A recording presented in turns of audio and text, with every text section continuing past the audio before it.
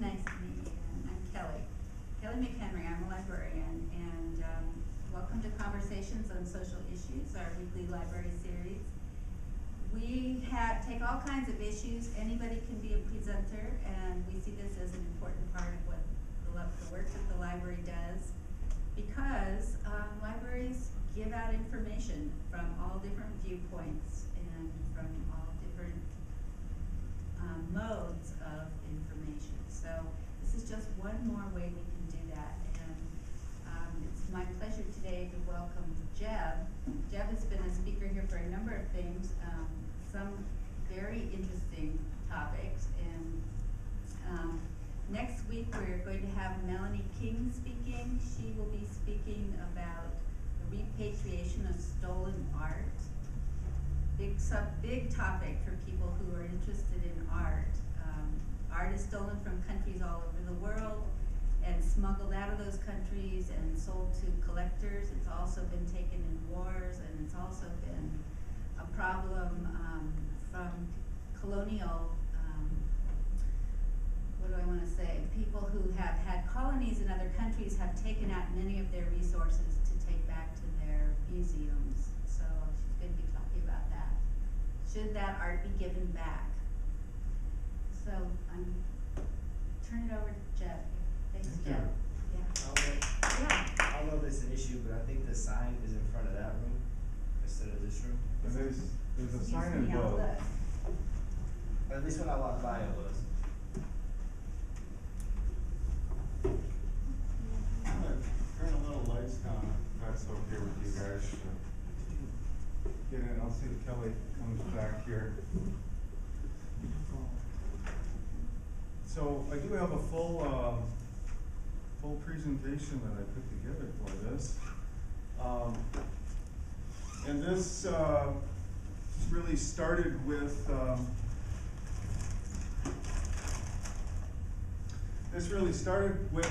this event, guys. Some of you may recall this a few months ago. That's Jesse Hagopian there in the front. Garfield High School teachers did something really quite extraordinary. They said, we are not administering this test. And they rallied numerous articles on it, numerous editorials on it, about 100 other teachers in the district, various other high schools, can't recall exactly which ones joined. They're still in a boycott. The superintendent, Jose Banda, just on March 29th said he's not going to suspend them. There was a lot of threats of they were going to have a punishment for refusing to administer the test. There's still going to be some type of disciplinary action. They have yet to decide whether they're going to boycott the next round, which is coming up actually shortly here. So we'll see. Who is Jesse Hagopian? He is a teacher at Garfield High School. And is the whole school doing that, or just him?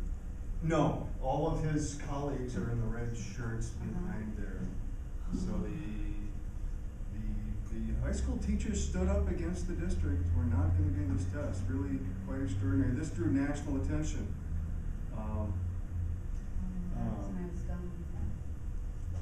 I think because we're so informal, we can be more. Absolutely. Yeah. Feel free to. So what's ask the questions. map? Well, we're going to talk about that. Alright. This was about the map test here. The map test is a standardized test. It was born in the Jolly Roger restaurant in 1984 in Chehalis. That's because it was teachers in Portland and Seattle, and they decided this was a common meeting spot, and they started getting together, penning up tests. They started this because they were unhappy with the existing tests. I just Googled map testing because I was trying to figure out myself, and this was one definition that came up that I thought was kind of ironic and funny. Some plumbing term on solid waste and toilets. Anyway, so what is the map test? And this is that's what it stands for, measures of academic progress. It's given multiple times. In some ways, this is a totally logical and predictable new phase of test.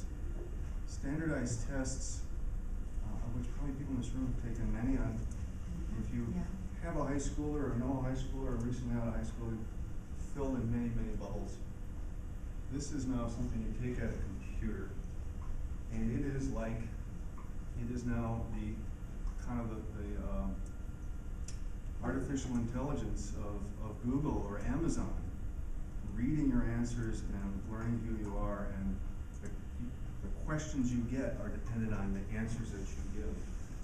The test customizes and adapts for each individual learner. As I said, how is it different here? One is that you are now measured against yourself, so it's like tracking an individual progress rather than everyone taking the same test, and now you see where you fall in that data stream. That's one of the differences here. So the argument is, for its use, is we can identify individual students' needs, their strengths, and their needs, give them remedial or give them attention where they have needs. And Danny Westmead, if you know him, columnist of Seattle Times, and he wrote a pretty stirring defense of the map, which was really based on an interview with the Seattle School District test giver, who said, this is how we've been identifying all these new accelerated students, and it's given them this opportunity to get kicked up to the accelerated programs. They didn't know they were smart. The test found out they were smart. On it goes here. So, one question is, why the big hullabaloo? And it was a big hullabaloo. It really was. It's not a new subject at all. It's actually got 150 years in this country. Some of you might know his name. He's Secretary of Education in Massachusetts. And 1845, he just went in and started giving these tests to students in Boston's elite Latin schools, and was scandalized that they couldn't answer questions like this: which way does Lake Erie flow? Now, I put the answer up there for you, but you might have to scratch your head a little bit on that one. How about, what does Thanatopsis mean? Did you guys know that? I knew that one, but You knew that one, okay. I didn't have any idea about Niagara Falls. Did anybody? No, but this question in those days, maybe they studied that in their schools, in their standardized textbooks. Thanatopsis is a title of a William Cullen Bryant poem. And I guess English majors. well, I had to look that one up. I'm not really into 19th century poetry, but that's the key thing, right? Is a test is only a measurement of what you have opportunity or what to be expected to know, and that is a reflection of what people think you ought to know. So it's a deeply cultural expression of what we're going to test you on, and it clearly changes, evolves constantly as time goes on here. I wouldn't reasonably expect anyone to know Thanatopsis. It's just an old kind of 19th century thing, or geography like that necessarily. All right. Well, testing. I mean, when I got asked to kind of do this topic, and I had to think about other cases of mass testing, standardized testing. This is now, we're kind of at the post-Darwin time, if you think about it. And this thing called phrenology came into vogue, which was the idea that we can actually determine intelligence by measuring the topology of the skull. And here's a handy chart in your kid. You can just take a ruler and slap it up on the kid's face, and you can see if your kid's going to be a cretin or going to be brilliant based on the angle. Of course, you can see from this picture it's got deeply racist connotations, and this became quite in vogue for a period of time. You can see Shakespeare, of course, that's the paragon of intelligence, that skull shape moving on down here.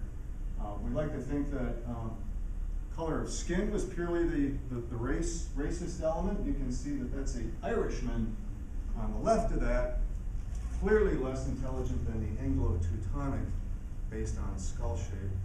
Of course, these are pretty crude caricatures. Anyway, this is obviously a satire of a phrenology lecture. Not everyone was buying this snake oil at the time. So I called this title Mismeasure of Students because I was thinking of a book I'd read back in the 80s, Mismeasure of Man, Stephen Jay Gould. That's the old cover, old edition there on the right, and then I discovered there's been a new cover, which I kind of really like this here. That's kind of what one of the big questions is, are we trying to de-individualize people and try to homogenize, expect everybody to go through the same size hole in our educational process? The big thing what he talks about in that book is kind of the modernization of mass testing, which found great opportunity in World War I. When the U.S. military had hundreds and hundreds of thousands of young men, we can sit them down and make tests.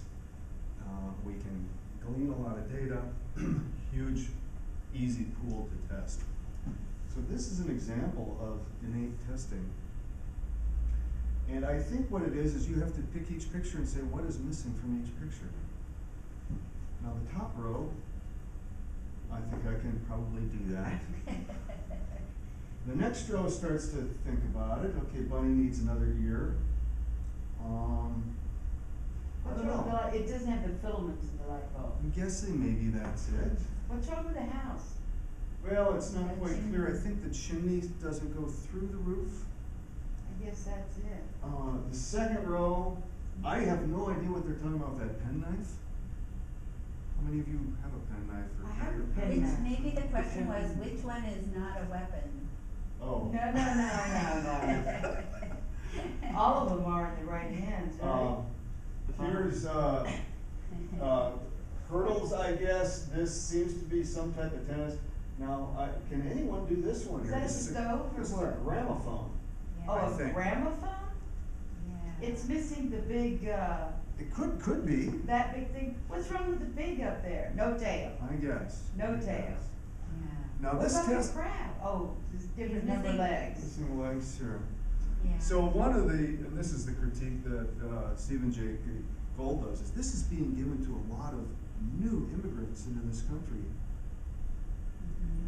Many from the inferior races of Italy, brown skin, Greece, from Poland, Czech, the Eastern Europeans were considered substandard.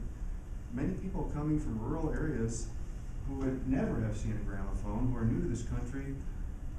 One picture I recall was a baseball player and he doesn't have a glove on. And it's like, if you didn't know baseball, there's no possible way you could answer that. So it's kind of Put a really rugby player in, we wouldn't know what the hell. precisely. You get every American to flunk a rugby test just about in. Well, again, what's going on with testing and why do we seem to be hearing more about it? This put the rocket, ignited the rocket on standardized testing. The 2001 No Child Left Behind Act, federal act. George Bush proposed this about 3 days into office on his first term.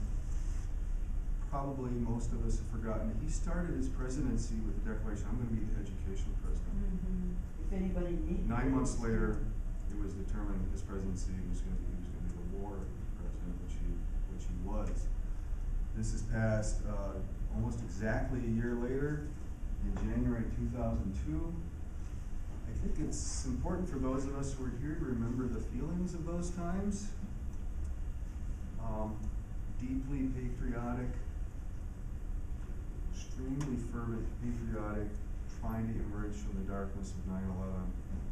And I can't help but speculate that the context of this shaped the debate, and everybody wanted to get on board and do something really positive because the wounds are really huge. Well, hasn't it? Ground Zero was still a huge smoking hole at this time. Months later. That's John Boehner, if you don't recognize him. Sadly. Speaker of the House, the late Ted Kennedy.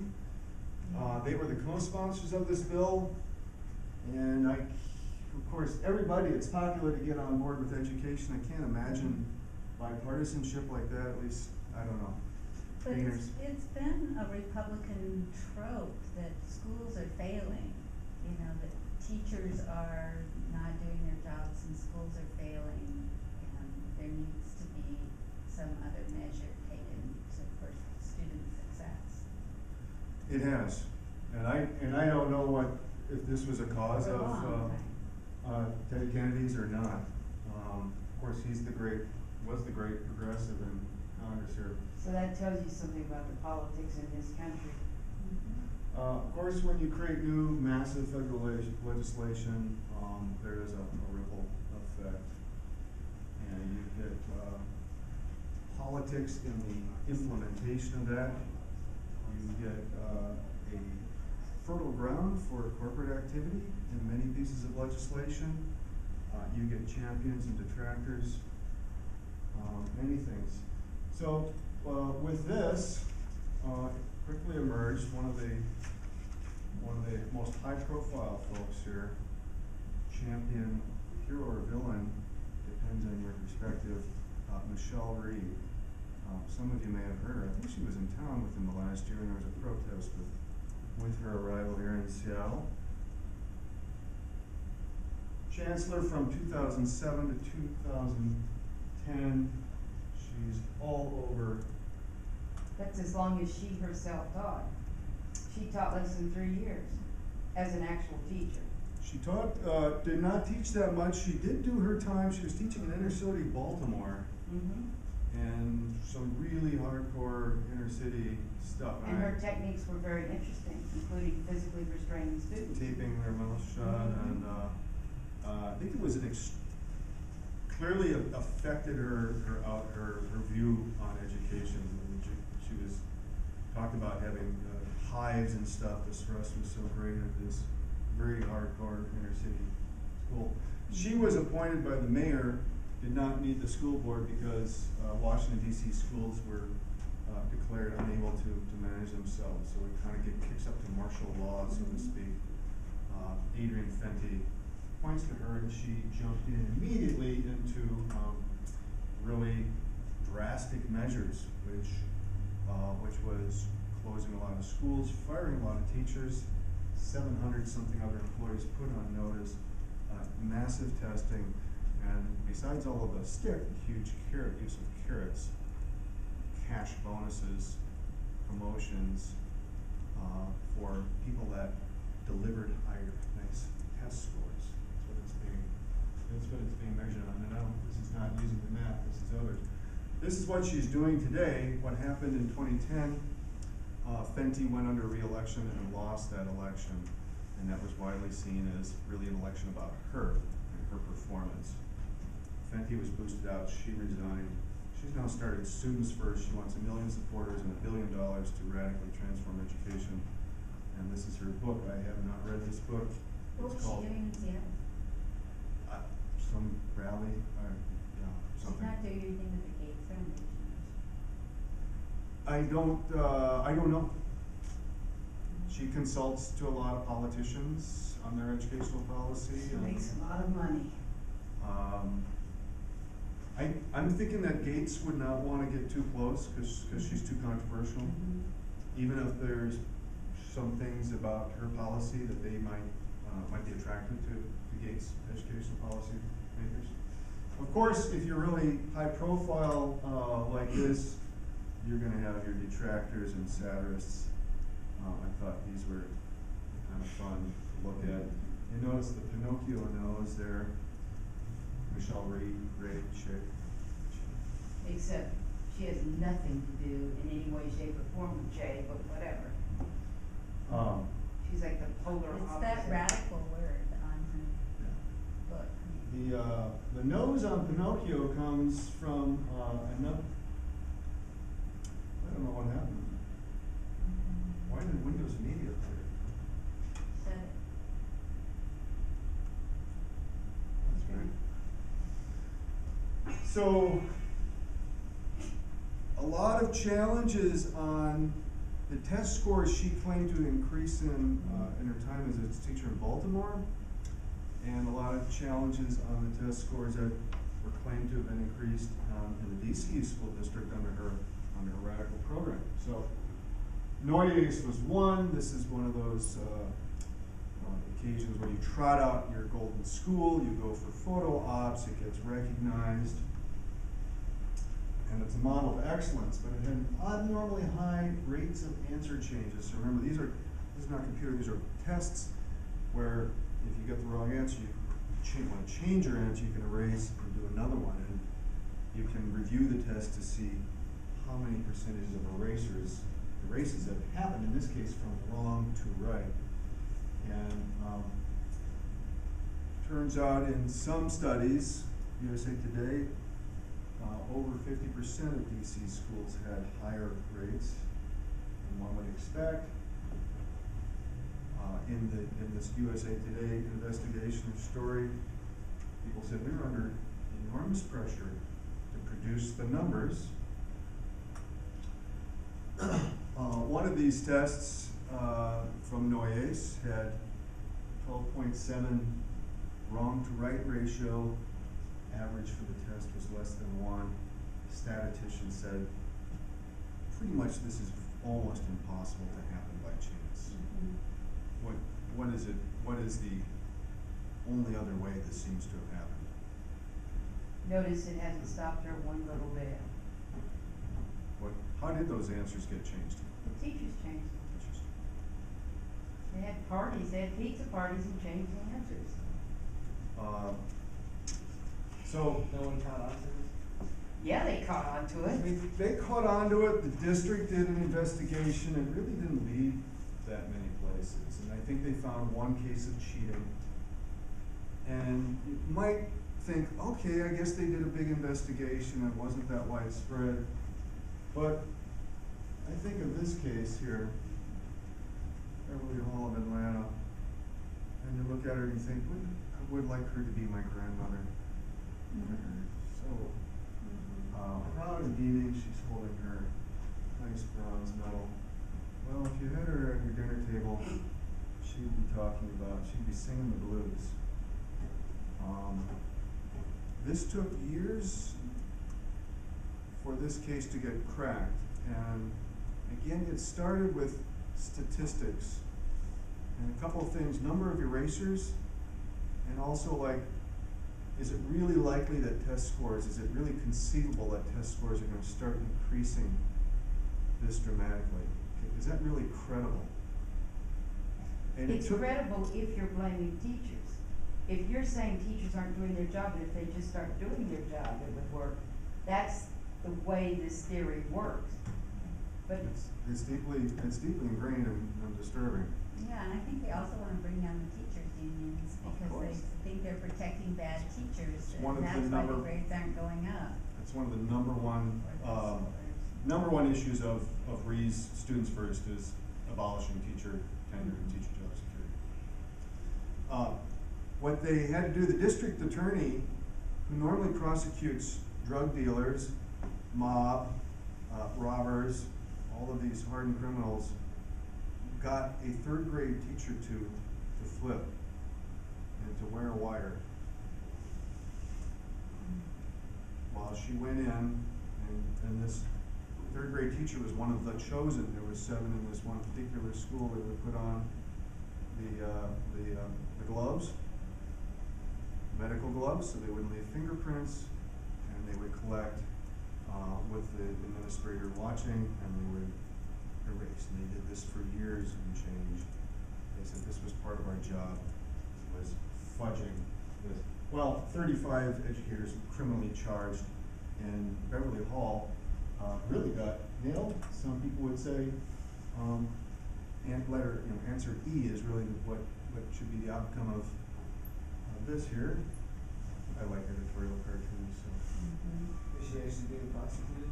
Yeah. But this is just the tip of the iceberg. We see this all over the country. There have been little blips showing up where people have been caught doing this. Because the pressure is enormous. Sometimes it's for the carrot, but sometimes they're trying to avoid the stick. Hundreds of people are being fired from their jobs. No appeal, no evidence, no nothing. It's going for the carrot, like you said, or avoiding the stick. Your job's on the line, you're gonna get fired. The third grade teacher who flipped was a single mom, and like, the option of losing your job, is really untenable when you're responsible for supporting somebody. All right, why else are we in this, giant big deal here, guys? What is behind this crazy high standards? And I don't know, this comes to mind here, that there's this, this strain of American exceptionalism, that if we're not the top of the list on all world lists, we find that really offensive Aren't and we unacceptable. far from the top? What's that? Aren't we far from the top? No, we're not at on all. the- No, we're not. I'll talk about that. In terms of test scores? Yeah. Are we a nation of a bunch of dummies? No, Math and science? No? I don't. I'll show you. So, Of course, what else is fueling testing? We kind of alluded to, the flow of money is activated here, with testing. It's not just coming, from the government. Vast amount of philanthropic money. In fact, a full quarter of all philanthropic cash flow is going towards educational concerns, second only to religious causes. Some of you might know the guy who made steel, Andrew Carnegie, the guy who made oil, Rockefeller, the guy who made cars, Ford. You mean the guys who owned the factories where workers did all those things? Thank you, my Marxist friend. You're welcome. These guys Carnegie built 1,400 libraries, and he built the buildings, and he said, you guys can find the books. I did my job. I can tally up another library built. Carnegie famously said, it's much harder to give my money away than to have made it. Considering how many workers he killed making it, it was pretty damn hard. A great burden on the guy. Well, we have now, a couple generations later, new math philanthropists. They're not making steel, oil, and cars now, they're making software. Of course, Sam Walton, the colossal retailer, and insurance, Eli Broad, billionaires. And they have their educational foundations, and they have their educational mandates and intentions here. This is a new term. I didn't know about this. Venture philanthropy. Normally you think of venture capital, capitalism, using money to make more money and get some production or some market to explode. This is now how these philanthropists, Andrew Carnegie said, build a library and walked away. He wanted, how many people am I hitting?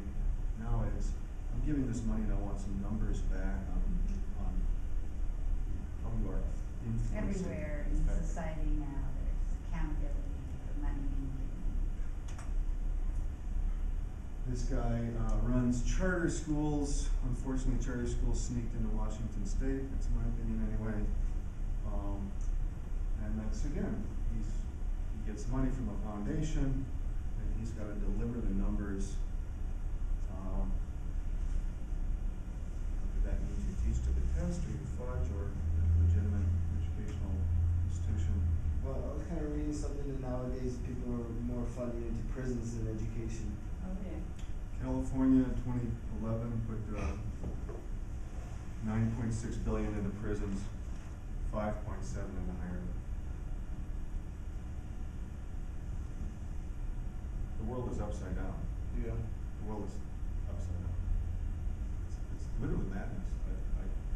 How could you call it anything else? Well, also building them in areas depending on reading levels. I haven't heard that. I'm sure that there's tax breaks for the private, corporate prison owners to attract them to get jobs. So I feel that it's justified if people aren't reading at a fourth grade level in an area that most likely these people are going to be going to prison. So I feel that it's justified to build a prison in the area. No, it's, They know their society well. well, this is some of the other money. So these foundations are flowing through and making demands and setting up programs, standardized testing. This is just a number I bragged up just purely on the standardized testing alone here. This appears to be the annual subscription rate for this year, although there was a lot of other monies that got on the some estimates think that our school district has spent about 10 million on the map, all told, of Gates money, other money, and public money on implementation of this test. What, which school? The Seattle School District. So what's that number mean? This is the check that Seattle Schools writes to the Northwest Educational Association for the privilege of using math for this 1 year. So all that other money has gone into what? You I mean don't know 500? exactly. There was initial startup cost. There is, this is also a technology reliant test, so you gotta have rooms full of computers for kids to take it in. You've gotta massively train people to interpret results, these types of things. Yeah, we got a new industry, guys, the testing industry. These are the big four. You notice that Northwest, NWEA, who is the map test maker, isn't even listed among the big four yet here. They're publishing companies. They're publishing companies, and they are diversifying their portfolios, since printed books is a pretty weak business, or getting weaker as it goes. You might see this as very logical, an extension of their corporate They're identity. seeing the big backlash with textbook sales.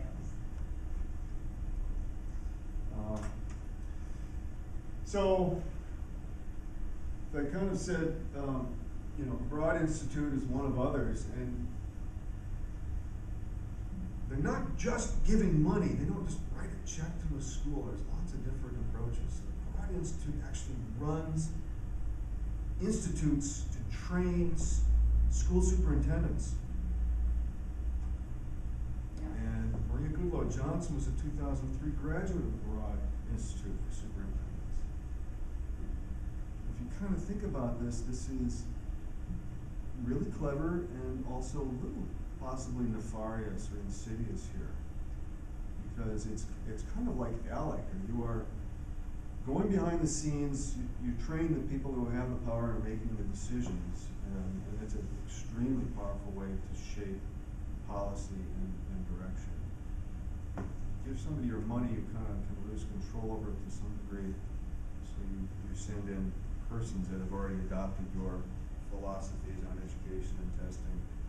Goodloe Johnson is the Broad Institute has all of the hallmarks of the Republican idea of standardized testing, huge teacher accountability based on standardized tests. Who is the Broad Foundation? So that's Eli Broad, the insurance billionaire. Insurance billionaire. He's the Okay. guy on the left of that picture. Yeah, so he's got his money, and this is one of his causes. And I can't, the guy's probably has done a lot of great things with his money. He's probably helped a lot of kids. Can't just sit there and say How do you know? he's not a good guy. Sure Well- you can. How do you, I mean, of course you can. It could be. So you don't. We don't know. This is what he's doing. This is what he's doing. He's very powerful. And of course, as there is less and less public money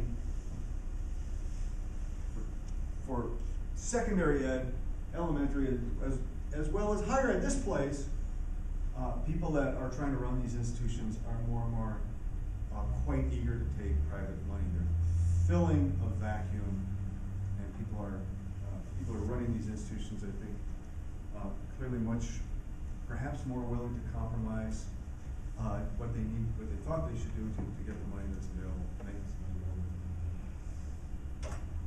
All right, Kelly had mentioned this before here. This is like this truism. The sun will rise in the east. We'll sing the Star Spangled Banner at baseball games, and our schools are crap. Probably walk up and down a street and probably get 90% of people to say, yes, the schools are good. Oh, I know. A lot of people would say, and then this is part of this American exceptionalism or xenophobia or whatever it is, like the foreigners now are beating us and we can't let that happen. I think of the scene from, it's actually the movie Quiz Show. Rob Morrow plays this character, and Sputnik is going over in 1957. Everybody knows about it, and it's like something's rotten in America if we satellite in space, where do you find that? Remember that slideshow that would come out every year about the US? It's about, what we know and what we don't know and what we need to know. No. It was produced by some teacher, and it would talk about how we need to, there are more graduates in science and engineering in India than there are people in the United States and stuff like that. Yeah. Well, And clearly India is reaping the benefits of it. so the postings, the Readers Anonymous postings are kind of interesting to read, or often very depressing to read. There's this guy who's posting on a Seattle Times article about the math test controversy issue. Way too many kids are not getting enough from our schools. If our schools were working properly, we wouldn't have to constantly debate how to fix them, right? There's not a day that goes by that you don't hear in the media some criticism of the schools. Sure. And that's why, I mean, it's like a whole philosophy of the Republican Right. Party. It is. This was, I thought, I kind of admired the rhetorical cleverness of this, because this is, if you've ever read the Socratic Dialogues of Plato, and how rhetorically this has only a positive natural response to it. Yeah, of course, right? We wouldn't have to, obviously this must be true. The answer is built into the rhetoric here. No secret, our advantage is gone here. No, it's no secret that everybody knows this. It's, again, rhetorically clever when you think of what's coded into the language here. And as Kelly's been saying repeatedly here, who else but the teachers could be blamed for this here? We have a bunch of, obviously the schools are ridden with lazy, inept teachers who do not care about education, and only teachers' unions are protecting them, let their lazy asses stay in the classroom. But it's not just the Republicans saying that. The guy who just busted the Chicago teachers strike came right out of the White House. Democrat, good pal of our esteemed president. No. Democrats all. Rahm Emanuel. Yeah, No. exactly.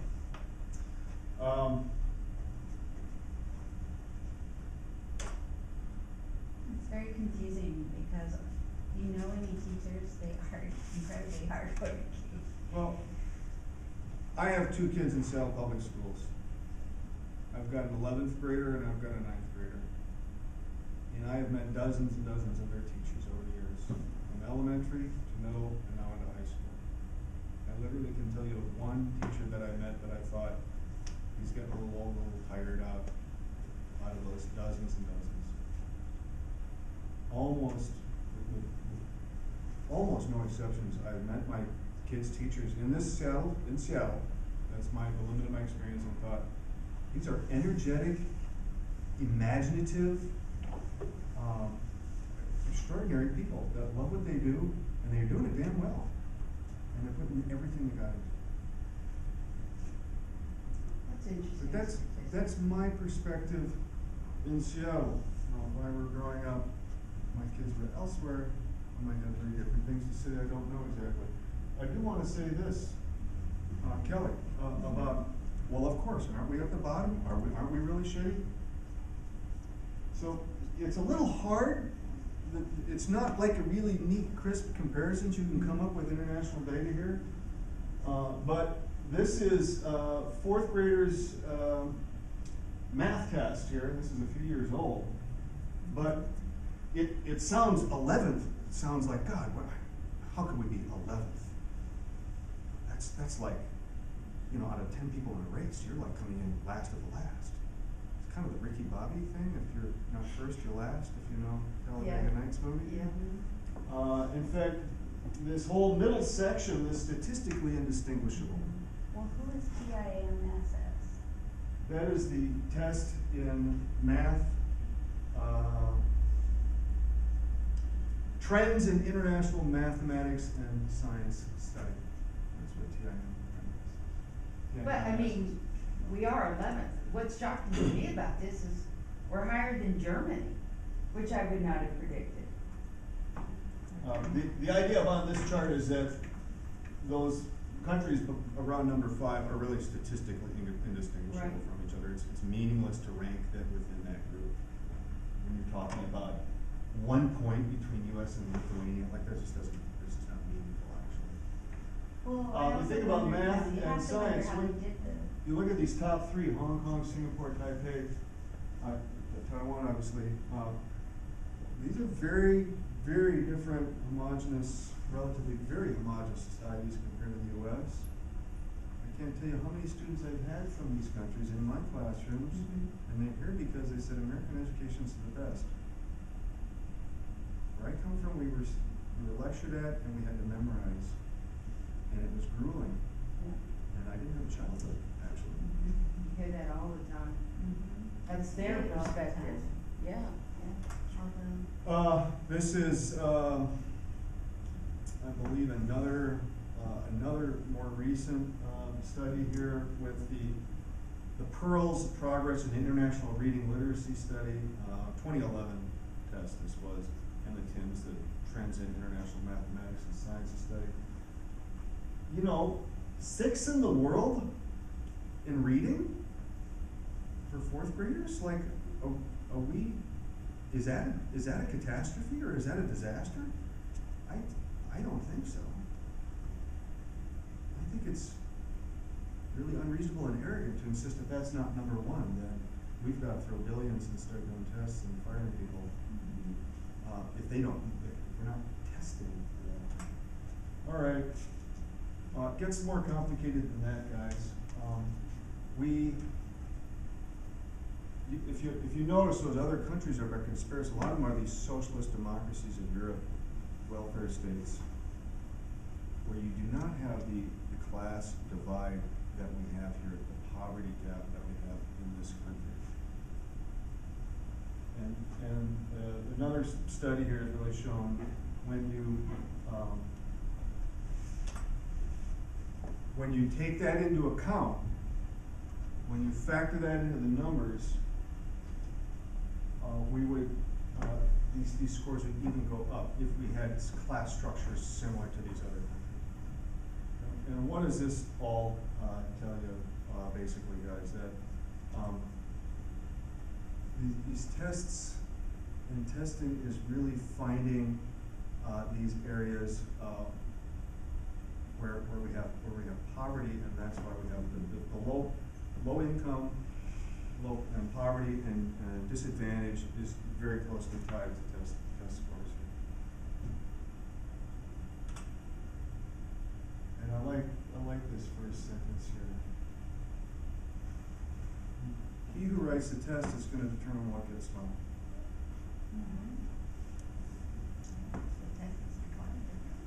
Especially when consequences are severe. We mentioned people losing their jobs and being fired,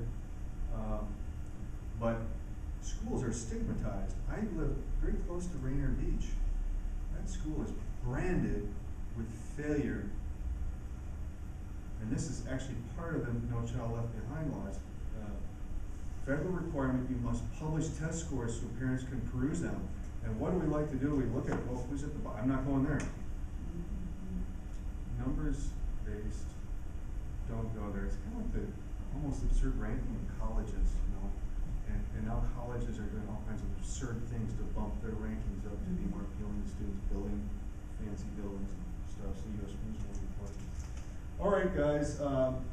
Still, why is the map on here? This is only a minute and a half long here. Lost class time, huge investment in class time to do the math here. The people opposed to it put up this number of 10 million. It's more than the annual subscription cost. Schools need to have computers to properly do this. Being used to evaluate teachers, which we object to, teachers accept to. 3 times a year. Testing. The content on the test is not the content that's being taught in the schools here. Of course, whenever you have testing, you have, I'm not going to teach you what I love and what I know about, I'm going to guide it to this here. Kindergartners, first graders, second graders being tested. So you have non-native English speakers are disadvantaged by it. The advanced students, quickly get the It's copy going too test. fast. It is- Sorry. It is too fast, but you get the point. It's not necessary, it's not accurate. Plain as. Goodloe Johnson was on the board of NWEA when the school district bought this product from MWEA for what I thought was $2 million at that time. Inconsistent, students can figure out. And, I thought I would end with Rick Santorum, because what I really wanted to do was talk about the theocracy of assessment. I see it all as a common issue, and this is all kind of K-12. We don't really have this testing here in this building, but this tide is moving in, folks. Sure. I know I don't need to tell you guys about this here, but the assessment standardization, the encroachment of private money, standardization of curricula is really happening. And honestly, the future of standardized testing, buy stock in these companies, I just really only see it continuing to grow. Notwithstanding courageous efforts by a handful of teachers in Garfield's steps here, this tide is moving. I have a colleague down at Green River, and the school is now paying $250,000 to participate in the Achieve the Green, which is all about unified curricula, developing this.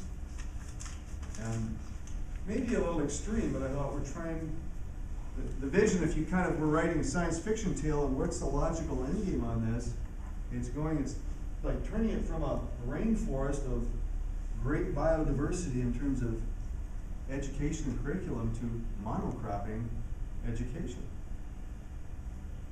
And I and my colleagues are pretty thrilled, have conversations saying, at some point, I'm just gonna be running a machine. At some point, My we job- won't be here. My job, I'm really seen by some as being a really expensive, unnecessary step in this process of learning. How is I this much think that's different? horrible. How is this much different from the Wassel? Or is it the Wassel? Yeah, Wassel's out, they don't use the Wassel, anymore. Or would that be a standardized test? Yeah. Precisely. No, the Wassel's a bubble sheet to measure you against all of your peers, map, specifically, You guys have measure any you against questions? yourself. No?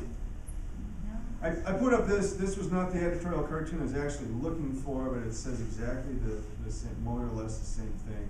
Santorum did do a stump speech calling Obama a snob, and we repeatedly mentioned republicanism, and it is in the official Republican platform that colleges are being used for just political indoctrination, and anything taught in colleges should be directly tied to job skill.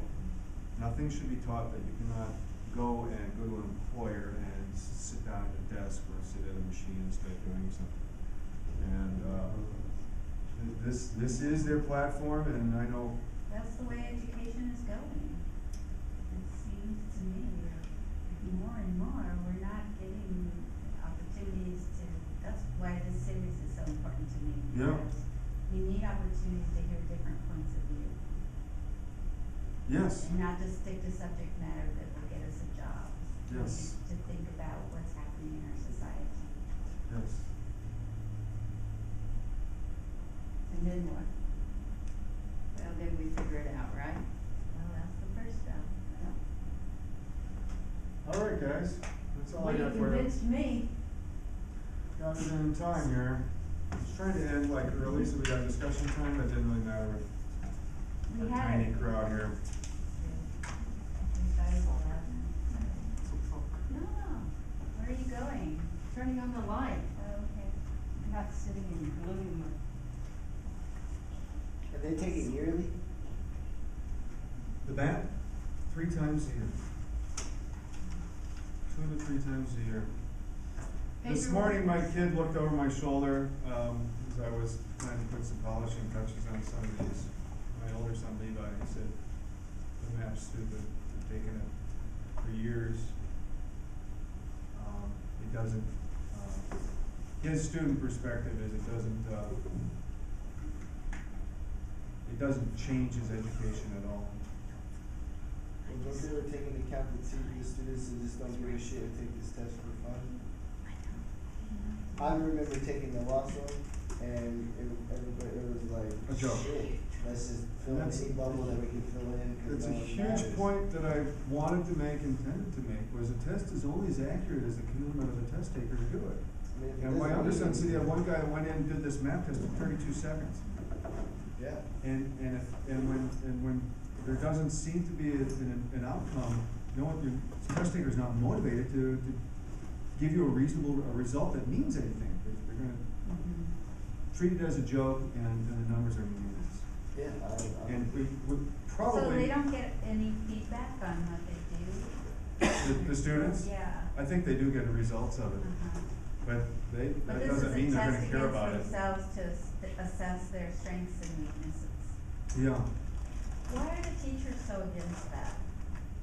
For one thing, you can't respond to the information. well, among the 15 things, right, I mean, there's a whole variety of concerns, and I think part of it is like, there's a saturation Like, point. don't you ever do a pretest for writing when you have students come in your class, so you know what their writing is like? And where the Sure, areas you want to but work? see, the thing I was thinking was, it's often practically impossible to respond. For example, I just had my students do a pre-paper, Mhm. and, so they wrote it, and we had extensive prep, Mhm. extensive.